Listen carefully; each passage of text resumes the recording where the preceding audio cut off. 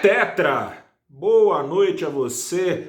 É tetra, o Ibovespa conseguiu o quarto recorde consecutivo neste dia 2 de junho de 2021. Começa agora o seu saldo do dia, um saldo do dia em que não só o Ibovespa fez questão de ganhar destaque nas manchetes, mas também o câmbio. O Ibovespa, por um lado, aliás, não foi só quatro, foram 6 altas consecutivas, 4 delas, as 4 últimas, com recorde, mas no câmbio o dólar, pela segunda vez seguida, foi ao menor patamar no ano. Mais que isso, menor patamar desde dezembro do ano passado. O dólar no menor patamar, aos R$ 5,08. Fazia tempo, a bonança, uma janela de bonança tem soprado ventos para dentro do mercado brasileiro. Os ventos mais fortes seguem sendo hoje os que foram ontem, os ventos trazidos pelos dados do PIB acima do esperado, um crescimento de 1,2% no primeiro trimestre para a economia brasileira, enquanto era esperado um crescimento quase pela metade, aí de 0,7% no trimestre. Isso se soma a números da temporada de balanços das empresas listadas na Bolsa Brasileira, que também veio superando expectativas. 60% dos resultados financeiros vieram ou em linha ou melhor ainda do que as projeções que eram feitas pelo mercado, por bancos, gestores, analistas, enfim, economistas-chefes aqui do Brasil, para essas ações, para essas empresas aqui listadas.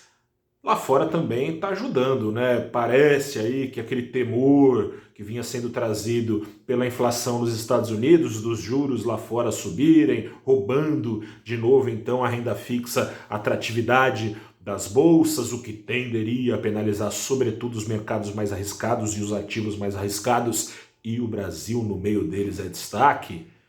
Esse temor deu uma acalmada também, permitindo então que o Ibovespa aqui no Brasil alcançasse pela primeira vez a faixa, e lá terminasse o dia, dos 129 mil pontos. Tudo muito bem, tudo muito bom. Antes de problematizar um pouco as coisas, vale dizer que faz todo sentido, não só por essas projeções acima do esperado, né, que puxam evidentemente a régua das expectativas de ganhos no mercado, e portanto essas expectativas que são refletidas na bolsa mais para cima. Faz sentido também por aquilo que o mercado está chamando de trade da vacina. A vacina ainda não chegou, mas falei de expectativa, né? O mercado reflete expectativas. Ainda que a conta-gotas, ainda que mais lentamente do que poderia ser, a gente está vendo que poderia ter sido muito mais rápido, não fosse o descaso do governo, ignorando e-mails, ignorando propostas, seja as da Pfizer dos Estados Unidos, seja da Coronavac, feita pelo governo de São Paulo, com o Instituto Butantan, enfim. Ainda assim, vacinação está caminhando no Brasil. Hoje saiu, caso nada mude, né? Hoje o governo de São Paulo, por exemplo, prometeu que, mantidas as entregas que estão planejadas de vacinas ao longo do ano, até outubro, todo mundo aqui no território de São Paulo, falo a partir dele, estará vacinado. É o coração do PIB brasileiro, e se todo mundo vai estar vacinado, isso tende, evidentemente, a trazer também um crescimento maior para a economia, e as empresas vêm nesse trade da vacinação, trade da reabertura, enfim, trade do vai ficar tudo bem, a página será virada, empolgando investidores a assumirem mais riscos. Agora vamos problematizar um pouquinho as coisas, né? Vale sim imaginar que há espaço para Ibovespa ir mais para cima, dólar ir mais para baixo, mas esse PIB, já falei aqui ontem, acesse aqui no nosso canal o vídeo passado, é um PIB, por um lado, que tem crescido de forma desigual, ou seja, a riqueza aqui no Brasil sendo em partes recuperada mas sobretudo pelos mais ricos, enquanto os mais pobres vão ficando mais pobres no Brasil, e isso bate também na bolsa. A maior parte das famílias são famílias pobres. Se ficam mais pobres, tem menos consumo, a economia brasileira e a receita das empresas que dependem desse consumo são penalizadas. Mas tem mais coisa pelo seguinte: você já ouviu falar de carrego estatístico? Carrego estatístico é o seguinte, é quando, vou trocar bem em miúdos aqui, o PIB do Brasil nesse ano, caso a economia ficasse totalmente estagnada, parada, por inércia, ela fosse levada até o final do ano,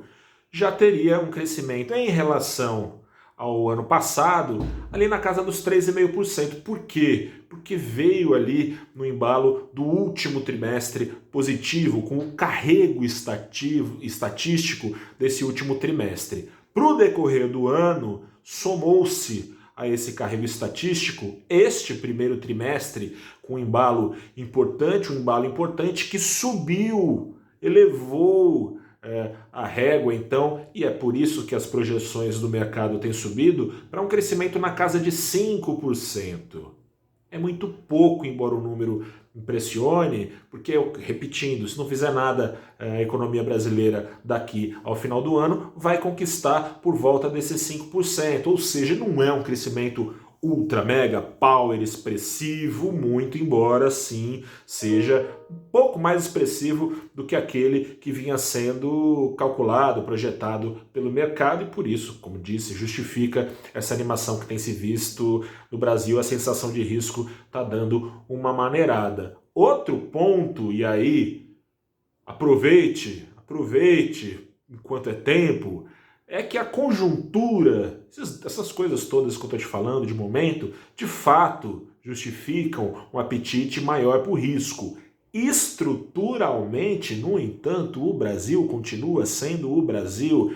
Tem eleição cada vez mais antecipada, eleições que no final do ano já devem estar super pegando fogo, lá para outubro, dezembro. Até lá, essa janela de bonança é uma janela de oportunidade também para aprovar reformas, para que esse ânimo que o mercado vem tomando se mantenha para o próximo ano, para que a economia brasileira siga crescendo. É preciso a classe política, o presidente, o Congresso, focar, sem antecipar demais as eleições e com isso perder tempo, nas reformas. E tem o risco aí desse PIB saindo melhor que a encomenda, de a classe política dar uma relaxada, né, nesse pé que parecia começar a ser mais pesado no acelerador das reformas e, portanto, quando os ventos favoráveis deixarem de ventar,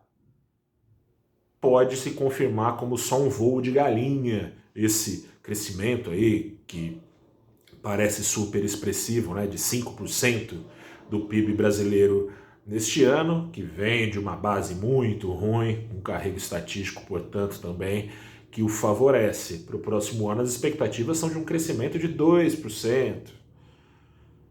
Podia mais o Brasil, né? Mas, enquanto isso, aproveite a janela de oportunidade que está criada até todos estarmos vacinados. O mercado vem apostando que a terceira onda é um outro risco, né? A terceira onda não terá um efeito tão negativo quanto será positivo o efeito da vacinação se tornando mais hegemônica ao longo dos meses aqui no Brasil. Vamos acompanhar. Não se esqueça que é mercado de risco e o valorinvest.com te ajuda a se proteger desses riscos e, claro, aproveitar as melhores oportunidades oferecidas pelo mercado. Por isso, acesse o nosso site e continue acompanhando o nosso trabalho, seja aqui no nosso YouTube, como no Facebook, no Instagram, no Twitter, no LinkedIn, a gente está lá também. E todo dia, fazer uma propaganda final aqui, de segunda a sexta, estou na Rádio CBN conversando um pouco no programa Ponto Final, com o Bocardi, com a Carol Moran também, falando aí qual a temperatura do mercado. De segunda a sexta, às 7 da noite, de segunda a quinta, perdão, às 7 da noite, de sexta um pouquinho mais cedo, por volta das 18 horas. Agora acabou. Fico por aqui, grande abraço, Volto na sexta-feira, amanhã não tem saldo do dia, porque a Bolsa fica fechada aqui no Brasil, feriado de Corpus Christi. Sexta-feira a gente volta a se falar. Grande abraço, até a próxima, se cuide, a pandemia não acabou.